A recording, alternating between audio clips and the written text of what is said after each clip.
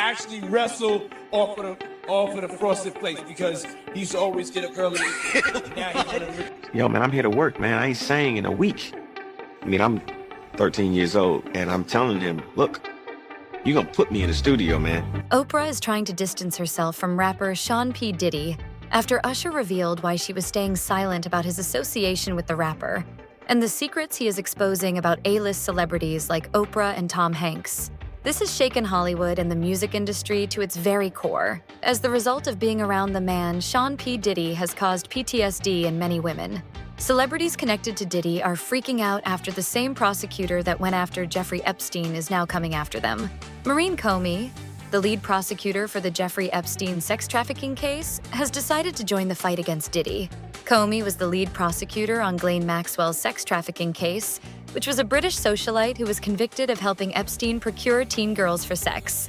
Maxwell is appealing her conviction won by the team led by Maureen Comey. Oprah and Diddy go way back, and it is already known from Usher's interview that Diddy has always behaved inappropriately with minors. Oprah was friends with Harvey Weinstein and Jeffrey Epstein, and now it turns out she is also best friends with Diddy. He was running with Oprah and them, and he was running with that whole crew, Weinstein and Oprah. The public is not yet going to let him back in, and the industry is already canceling him. With all the reports coming in against Oprah and her connections to P, it looks like Oprah is finally doing some damage control and trying to distance herself from the controversy. The same person who was pictured kissing Harvey Weinstein is now apparently exposing Diddy to escape the drama. This is a moment where no matter what business you work in, there have been women who not only had the disease to please, but also had the disease to please. In conclusion, the Fallout 50 women coming forward is a watershed moment for the entertainment industry, as it triggers unreleased pain, repressed anger, guilt, and suffering for many women. Celebrities connected to Diddy are also freaking out, as the same prosecutor who went after Jeffrey Epstein is now coming after them. The text discusses the issue of sexual harassment and sexual discrimination in Hollywood, particularly among women. It highlights the silence and fear that many women feel when others start speaking out about child sexual abuse. The author argues that there is a culture of complicity in Hollywood where women are afraid to speak up because they fear blacklisted men will also be silent. The author mentions the example of Tom Hanks, who often talks about not attending parties when an investigation is started.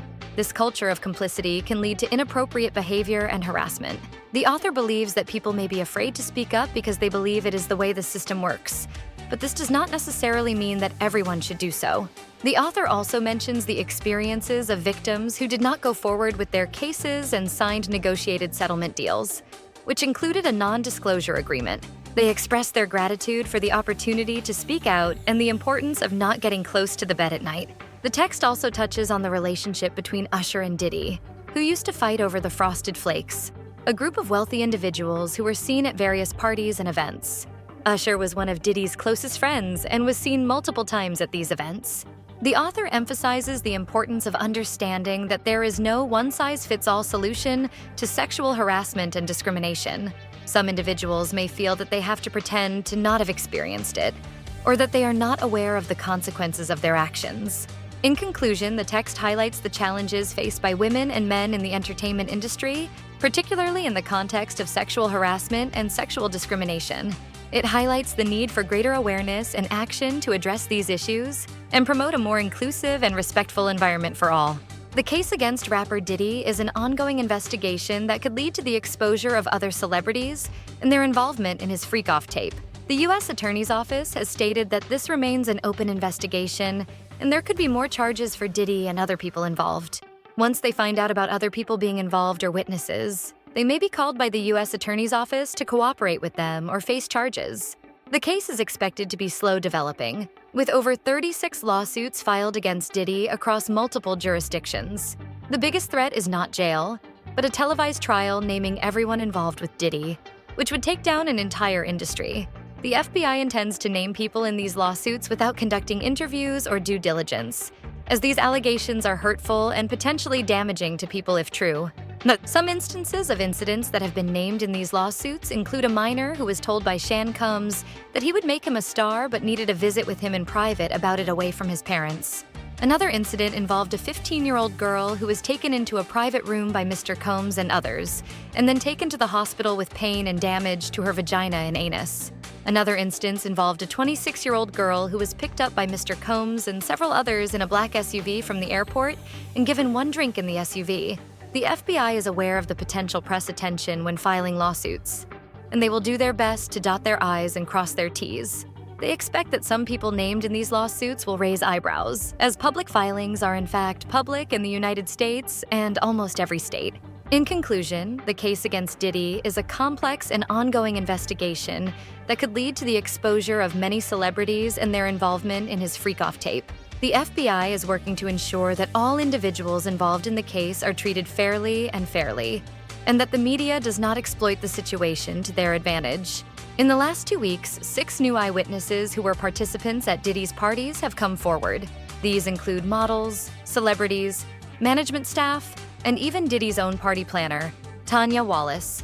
Wallace believes she witnessed underage victims at one of Diddy's 2018 parties, and she believes that there were minors involved in the free cups.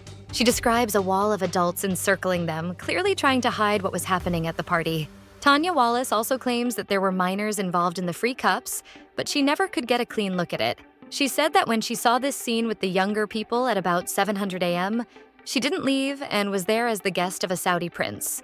She agrees that once you see something like she's describing, it's the time to tip out the door or call the FBI. Although there are actual tapes from these events, the details that these tapes have revealed are shocking and include descriptions of what the witness says he saw on those tapes. The witness testified before the grand jury, and out of 8 videos, 8 were close to being underage or potentially underage, 2 males and 2 males.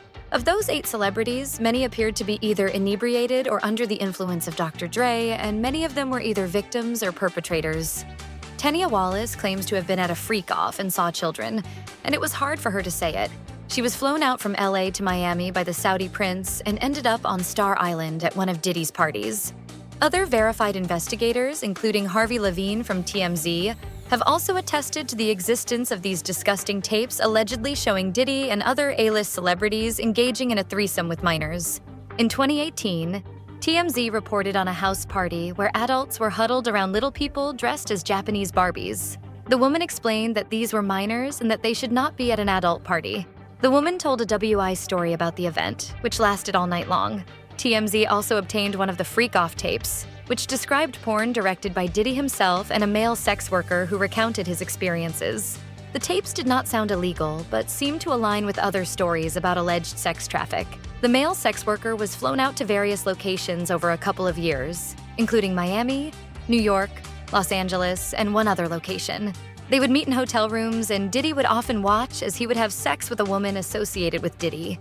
This setup seems to be what the feds are looking at right now in terms of alleged sex traffic. The setup sounded to make matters worse, as celebrities who didn't participate directly were instead supplying minors to Diddy and other celebrities. Justin Bieber was taken to a hospital for a minute, and his management was backing him off. It wasn't until Usher took over management and had guardianship and gave temporary guardianship to the dead for 48 hours that he was taken. Diddy tried to get custody of Bieber, but it wasn't allowed. Someone made reference to the fact that Diddy tried to get it, but Bieber was looking predatory. Usher came in and managed him, got custody, promised to look after him, and sent him to the DC. The tapes and the other incidents that have been mentioned in the media about the freak-off scandal are still being investigated by the FBI. The tapes and the other incidents have raised questions about the intentions of the individuals involved in the events. Diddy has a history of trying to silence those who might speak out against him, whether through physical abuse, blackmail, or bribery. Now, his alleged crimes are coming back to haunt him and the individuals who supported or enabled him, including Justin Bieber. Diddy's ex-bodyguard claims that Diddy possesses incriminating tapes featuring various high-profile individuals. Nobody has come out defending Diddy and his celebrity friends, as they are represented by a brand that is all about money. They saw what he did to Cassie with the kicking and punching, and they know that nobody in America likes that. Now, these people are represented by a brand, whether it's something about the music, clothing, or movies. They pray that they not be on the tape doing crazy stuff being alled up in the whole 9 yards. When the Fed comes to them and shows them what they got on tape, they will start talking in their favor. If they had 250 tapes all over the house, someone got caught stealing a cookie out the cookie jar. It could be your favorite pastor or politician, but they didn't think they were being watched, and Brother Love was watching. The people in the congregation are shaking in their boots because this man led them possibly to damnation. People always put their faith in the pastor instead of putting their faith in God. They need to understand that he is just a man with a history that is not looking too good for him. CBS is worried that they might be on T, as they know that they aren't speaking up or saying nothing. The truth is finally catching up to those who thought they were untouchable. Will these shocking allegations bring down Hollywood's elite, or will they find a way to escape justice yet again?